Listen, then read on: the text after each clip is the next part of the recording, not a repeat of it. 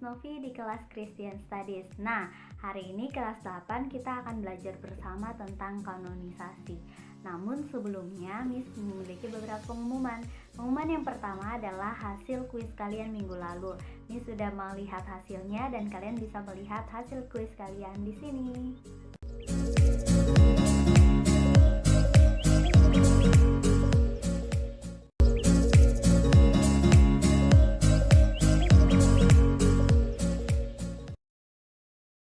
Nah, bagaimana hasilnya? Memuaskan? Kalau masih belum memuaskan, silahkan belajar lagi biar nanti waktu kuis yang akan datang kalian dapat mendapatkan nilai yang lebih bagus. Oke? Nah, hari ini kita akan mulai dengan pembelajaran kita sama seperti biasa di kelas Christian Studies. Jangan lupa untuk menyiapkan Alkitab kalian. Dan juga jangan lupa untuk menyiapkan buku student book kalian. Dan juga pulpen dan juga buku untuk menulis. Oke. Nah, setelah itu, setelah kalian menyiapkan semuanya itu, jangan lupa untuk berdoa untuk sebelum memulai kelas ini. Oke? Nah, setelah kalian membuka kelas ini dengan doa, Miss ada beberapa pertanyaan. Ada 2 pertanyaan yang akan Miss berikan pada kalian. Ini adalah kuis. Silahkan komen jawaban kalian di komen box di bawah. Oke? Nah, pertanyaannya itu adalah silahkan cari kata dari kitab melalui hal yang Miss akan kasih tahu ini. Jadi, angka pertama yang Miss kasih tahu itu menunjukkan dia adalah perjanjian lama atau perjanjian baru. Nah, angka kedua itu adalah dia kitab keberapa. Kitab keberapa dari perjanjian lama sampai perjanjian baru. Jadi, total kitabnya, ada kitab keberapa di seluruh Alkitab. Yang ketiga itu adalah dia pasal keberapa. Yang keempat itu adalah ayat yang keberapa.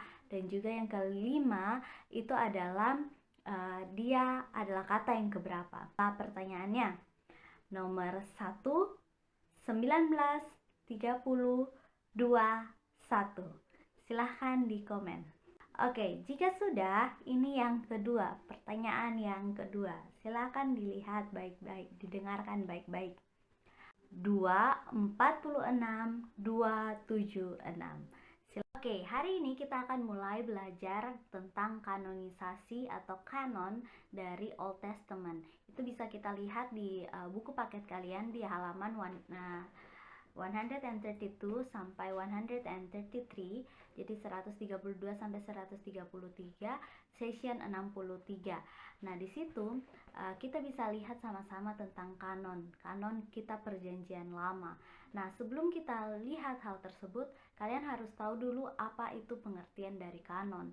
Nah, kanon dari bahasa Ibrani itu berasal dari kata kaneh. Kaneh ini berarti tolak ukur atau standar. Nah, oleh karena itu di dalam kitab perjanjian lama, kanon kitab perjanjian lama berarti buku-buku atau kitab apa saja yang akan masuk atau akan dituliskan di dalam perjanjian lama, yang akan dipilih masuk di dalam perjanjian lama. Nah, kata kanon ini memang tidak ada dituliskan di dalam Alkitab, akan tetapi kanon ini merupakan keputusan para dewan gereja pada zaman itu, di mana kitab-kitab apa saja akan masuk di dalam perjanjian lama. Nah, hal ini menunjukkan bahwa walaupun itu adalah keputusan para dewan-dewan gereja, namun kitab-kitab yang dituliskan dalam perjanjian lama mengandung otoritas Allah di dalam isi di dalam kitab-kitab tersebut. Nah, kanon perjanjian lama ini terbagi menjadi 2 bagian. Yang pertama adalah kitab Ibrani atau kanon Ibrani, itu adalah kanon di mana dituliskan di dalam bahasa Ibrani. Dan yang kedua itu adalah kanon Yunani yang di mana dituliskan di dalam bahasa Yunani. Nah, kanon Ibrani itu dibagi menjadi 3 bagian. Yang pertama itu adalah Taurat atau Torah, yang berisi kitab seperti Kejadian, Keluaran, Imamat, Bilangan, dan Ulangan. Jadi yang kedua itu adalah kitab-kitab nabi. Kitab-kitab nabi ini dibagi menjadi 2 juga. Yang pertama adalah nabi yang terdahulu dan juga yang kedua adalah nabi yang kemudian. Nah, nabi yang terdahulu itu adalah Yosua, hakim-hakim, Samuel, dan juga raja-raja. Kitab nabi yang terkemudian itu terdiri dari Yesaya, Yeremia, Yehezkiel, dan 12 kitab nabi lain. Yang ketiga dari kanon Ibrani itu adalah kitab-kitab bahasa Ibrani atau biasa dikenal dengan Ketubim. Nah, kitab-kitab yang termasuk dalam Ketubim ini adalah ini. Silakan diperhatikan apa saja kitab-kitabnya. Ada beberapa kitab yang mislist di sebelah sini. Silakan diperhatikan. Nah, kalau tadi kita sudah lihat sama-sama tentang kanon Ibrani, maka sekarang kita akan masuk ke kanon Yunani. Nah, kanon Yunani ini dia terdiri atas 4 bagian. Kalau kanon Ibrani tadi 3 bagian, maka kanon Yunani itu dibagi menjadi 4 bagian, yaitu Taurat, sejarah, sastra, dan juga nubuat. Oke, pasti kalian semua sudah mengetahui kitab Taurat itu apa saja. Itu ada Kejadian, Keluaran, Imamat, Bilangan, dan juga Ulangan. Yang kedua itu adalah kitab sejarah. Kitab sejarah ini ada di bagian atas sejarah yang pertama.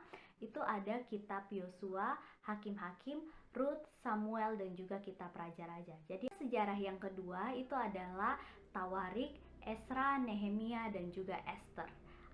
Selanjutnya yang ketiga itu adalah kitab sastra. Kitab sastra itu terdiri atas Ayub, Mazmur, Amsal, Pengkhotbah, dan juga Kidung Agung.